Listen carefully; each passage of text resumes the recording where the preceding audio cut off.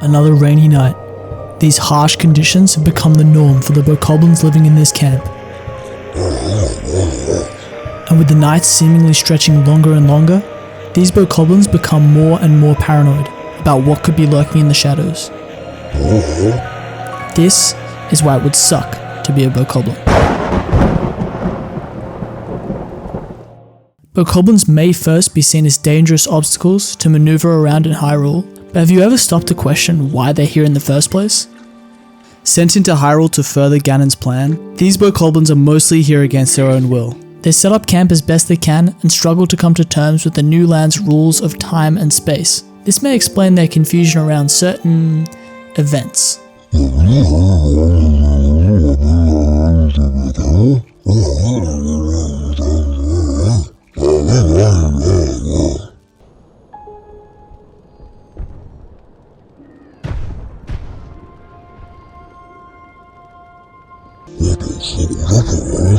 So imagine this were yourself now. You've been dropped into a completely new world with only yourself and a few colleagues to help set up a camp, with the objective to survive. You're faced with mountains of resistance from the locals and the wildlife. And you do this all with the knowledge that you may never have reinforcements to help you defend your camp. Can you imagine the idea of this Bokoblin not being able to see his Bokoblin kids ever again?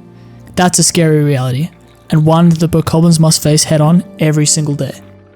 But have you considered how different a Bokoblin's life may be based on just the location of their post? Some Bokoblins have a fairly sheltered existence, with protection from harsh weather and potential aggressors. These Bokoblins live relatively privileged lives that are the envy of the Bokoblin army, with every young Bokoblin dreaming of a future living in one of these settlements. However, the reality of these camps is they still possess many of the poor qualities seen in other camps. Many Bokoblins have camps of 2 to 4 other Bokoblins, with no shelter, but protection in the form of an open flame and strength in numbers.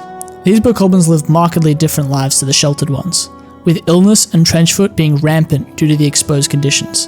Bokoblins that live in these camps have plenty to complain about, but have enough friends around to make their shared pain somewhat tolerable. However, there exists another, even more horrid fate for Bokoblins. Far from companions, with only a weapon and a backpack, these Bokoblins have been tasked with an impossibly lonely mission. No goal, no targets, just isolation. Forced to wander the wilderness before succumbing to any number of terrible ends. But being a Bokoblin can't all be doom and gloom, right? Surely there's something these Bokoblins can look forward to. The bright spot for many Bokoblins are of course their friends. They have to entertain themselves somehow. Finding a whole bunch of ways to pass the time, the companionship strengthens their resolve, and although they know that these fleeting moments of happiness should be savoured, they live in the present, basking in the pure joy. These Bokoblins develop deep connections to their campmates, as they share tales of their lives to each other, and dream of better days. But those better days never come, for a Bokoblin's life is only positive in scarce moments. They are taught one way to survive in these camps: never take anything in their lives for granted. However, the biggest threat to Bokoblins is one they never see coming, a threat only spoken of in the whisperings of petrified Bokoblins, the apex predator, the great swordsman, the chosen one. Never has a Bokoblin lived to tell the tale of such an encounter, meaning Link is the #1 reason why being a Bokoblin would absolutely suck.